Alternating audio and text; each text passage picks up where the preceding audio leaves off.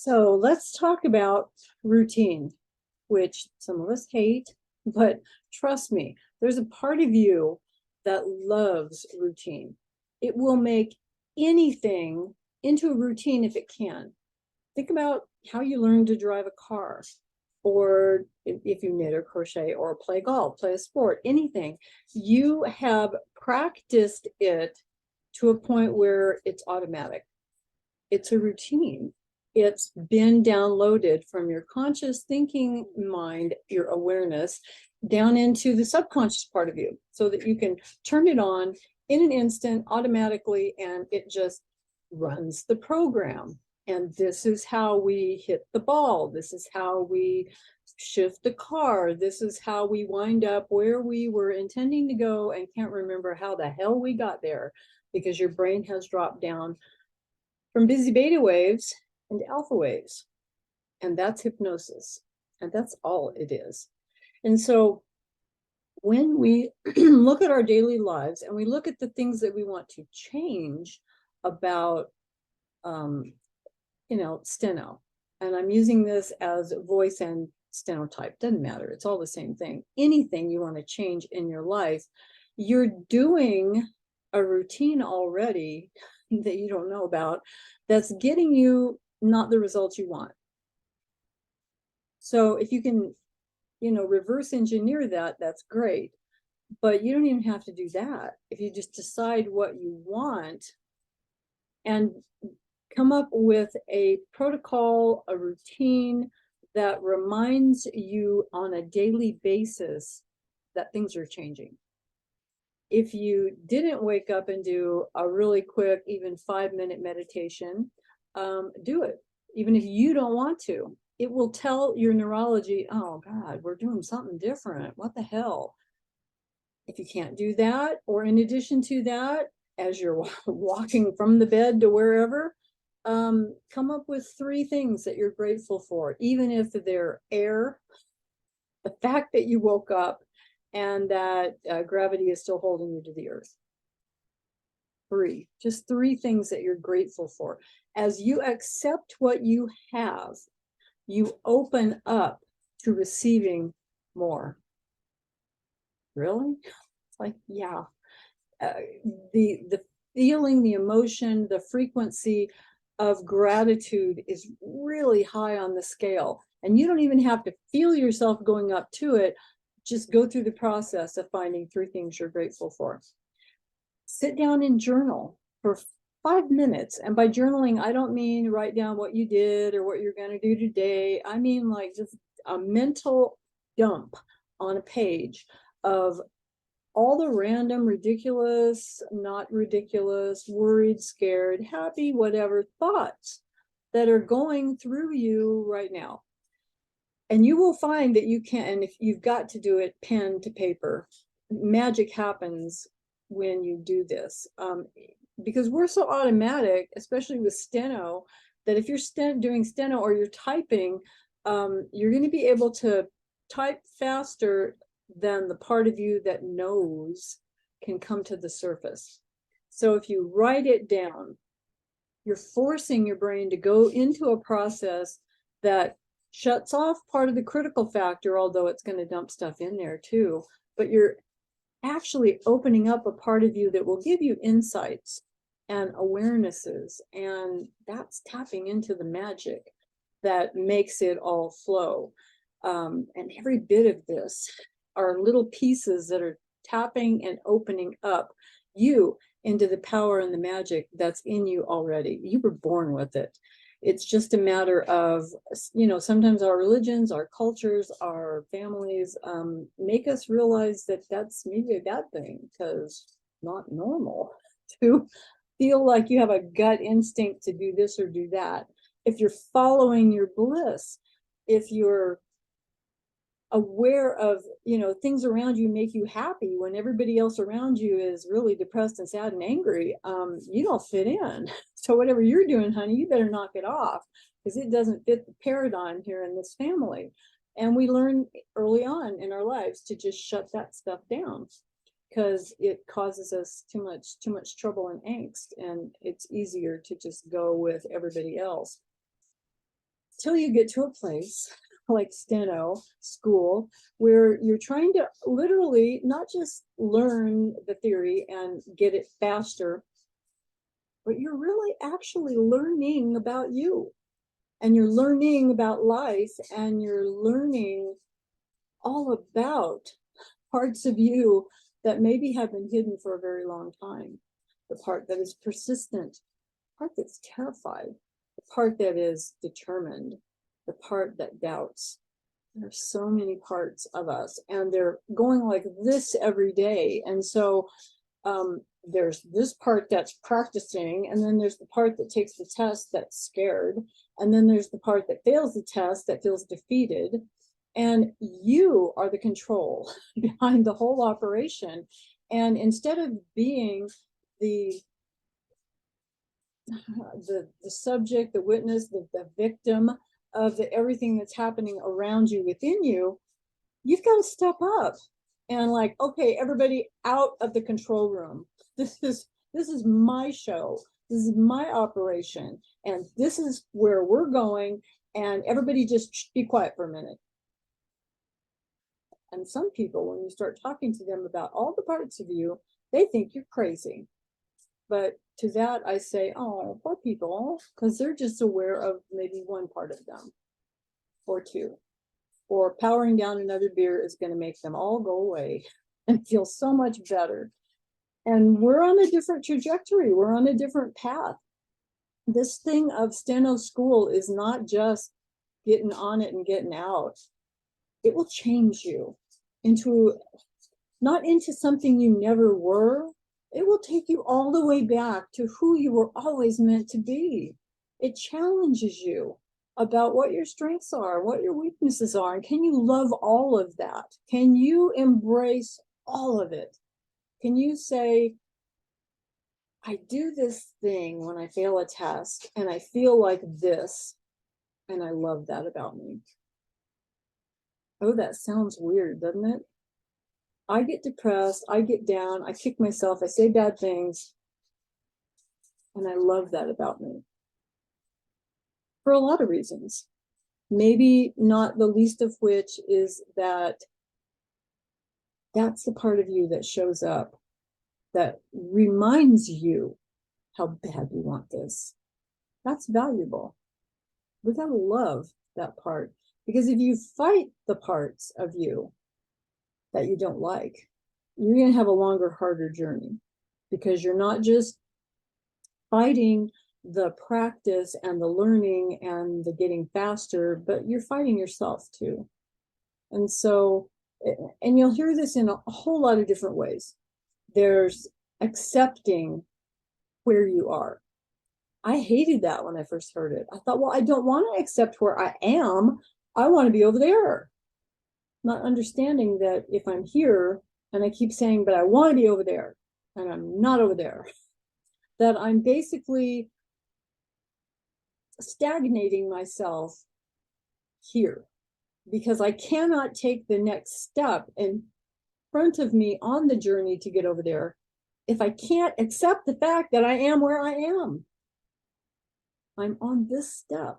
And once I realize on all levels that I'm on this step, now I can lift my foot and take the next step, and the next step, and the next step, and the next step, because I'm not in resistance to where I am.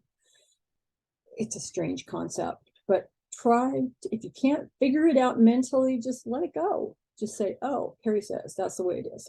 I just have to accept where I am at the moment, knowing that once I accept where I am at the moment and keep doing what I got to do on a daily basis, I will start then moving toward what I want. And the last thing about routine, because I think I left off with, journaling, and then, journaling during the day, first thing in the morning, just get that stuff out of your mind and then go on with your day. Several times during the day, I want you to have a mantra. I want you to have a repetition. Some people would call this an affirmation. I don't necessarily, because I think if you can tweak it in a way that there's no resistance, you're going to get magic starting to happen very quickly in your life. Asking yourself questions to which a part of you will have to go find an answer without you doing anything. how can it be so easy for me to be done in this speed and on to the next? How can it be so easy for me to be finished with school and making the money I see everybody else making? Why is it so easy for me to be done with all this mess and be out making money? Why is it? And how can it be? What if? What if I was already out of school? The one affirmation I will allow you to come up with, because some people will say, I'm a CSR, I'm an RPR. Well, there's a part of you that knows very damn good and well that's not true. And there's no way it can fight its way back to figure out what does she mean by that? It's just, or he, it's just not true. But if you say something like, I'm getting out of school, thank you, Molly Cooper, I'm getting out of school faster than anyone can imagine. Well, that part of you that's listening all the time is going to sit back and say, well, damn, that sounds pretty fast. I guess we should go do that. Because there's no time frame, there's no measurement. It's just faster than anyone can imagine. And it makes me laugh because when I think back about my school journey and the people around me in my group, my family, faster than anyone could imagine, I don't think they thought I was ever going to get out of school. So anything would have been faster than they could imagine. But it sets you free to not have a parameter box enclosing you in what's possible. So come up with, every day I do what I know I need to do. I'm every day one step closer to where I want to be. I'm getting out of school faster than anyone can imagine. How can it be so easy for me to be done with all of this and out making the money that I see other people, other reporters making? Affirmations. 4 times a day. Every time you hear yourself saying a doubt, turn it around. Fight it. Challenge it. Make it listen to what you want, because if you're not in control, the program's in control. And the best way to get the program out of control is to just freaking change the whole program. But I honor everybody's journey, that take it as you can, as you will. The routines. Listen to a hypnosis recording of some kind that makes you feel better in the morning. Keep listening to one until you wake up in the morning and say, damn, I feel pretty good. Listen to that one again and again and again and again and again and again. A routine, not forever, but a routine to change the way you're thinking, the way you're believing, what comes automatically takes at least 21 days. Some people say 60, 21 days at least, and then reevaluate where you are, how far you've come and what you want next. The last thing I'll leave you with is how you do anything is how you do everything. And so if you're not getting what you want in other areas of your life, examine that. What are you doing or not doing that is allowing that to be the case? I have a lot of people who they're honest enough to say, you know, I'm not practicing like I should. Or I show up and I do the practice, but I don't know if I'm practicing the right way because I'm trying to test at 120 and I'm taking takes that are 120. And I don't know why I can't, then I get into the test situation, which is more pressure than a practice situation. And I don't understand why it all falls apart. Well, trust me, if we took somebody who's writing at 200 and had them take 120 tests, it's not going to be a big stressor because they're way past that speed. You got to be way past the speed you're trying to test at. But if you don't know how to practice to get the results you want, you're not going to get the results you want, which is where I see people stalling out. And there's a lot of times, God bless them, the schools do what they think they should be doing. But there are so many out there that say accuracy before speed. And I'm going to tell you, it's speed before accuracy. If you push for speed, the accuracy will follow along. if you keep pushing for speed and pushing for speed, and if you don't think that every working reporter out there in the field gets pushed for speed every single day, or at least once a week, more often than not, you're crazy. I'm sitting there and my jobs are pushing me to write faster than I want to comfortably write. And as I push for that speed, the accuracy comes along. It comes along. It comes along. And there is no, look at Mark Kislingberry, there is no, well, there probably is a human limit, but in the realm of things, because I don't want to go there. I don't want to do that. I've got other plans for my life and I want to honor everybody's journey. But he's pushing for speed and the accuracy follows. I don't know a better example than if you're writing at 200 and you go take a 120 test. It's not going to be a big deal. Actually, you'll have so much time to think. You'll be correcting things because you got too much time. Your brain is used to writing faster, and so writing slower is actually more of an effort. There's a place that is your cruising speed.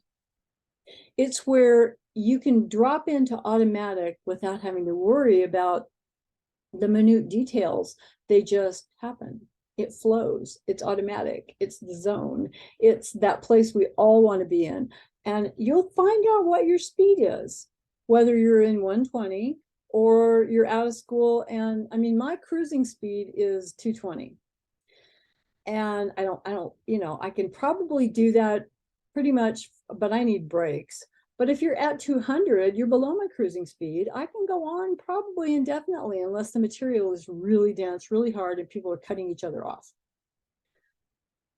Faster, really fast, that is the point at which you drop all conscious awareness and you're just writing automatically.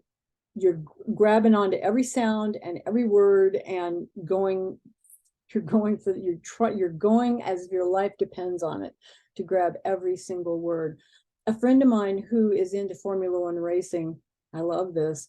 He said, those guys are out there doing, 200 miles an hour. And I'm like, we're doing 200 words a minute. Same thing. He said, and we didn't compare it till afterwards, but he said, if they stop to think about what's the maneuver next, they're dead. They are dead. They'll hit a wall. They'll hit another car. They're going to overcorrect. They can't do that. It's got to be in a place where they're out of their conscious analytical mind and into automatically responding the way they've practiced to respond at faster and faster and faster speeds. But that's exactly what we're doing. If you let yourself go up into your head when you're writing fast, you're going to crash. You've got to practice. These are a bunch of different things. This is, I'm melting, speed building with, high performance work out in the field, but it really kind of is all the same thing, because how you do anything is how you do everything. So start analyzing what you're doing that gets you the results that you want on a daily basis. I'm talking about making dinner, doing the laundry, parking the car, taking the car to get its oil changed. I mean, what do you do where you're doing the steps that you need to do because you follow through and you make a plan and you finish it? And I'm not talking about having an endless to-do list, because that's a whole nother video. Carrie's the master of that. And that's one of my things I'm still trying to fight in my life, is allowing myself to not have to be busy every minute of every day. Thank you, Grandma. You did instill a work ethic in me. So I hope this has helped at least explain why a routine is important. And if you don't have one, get one. If you have one and you feel like, I've been doing this for a while and it's still not giving me the results I want, come up with a different routine, switch things around, make it more uncomfortable for the part of you that's fighting you. And get a hold of me if you need some help with that, because it's one of my strong points. Love you guys. Take care. Have a great day. Where's the off button?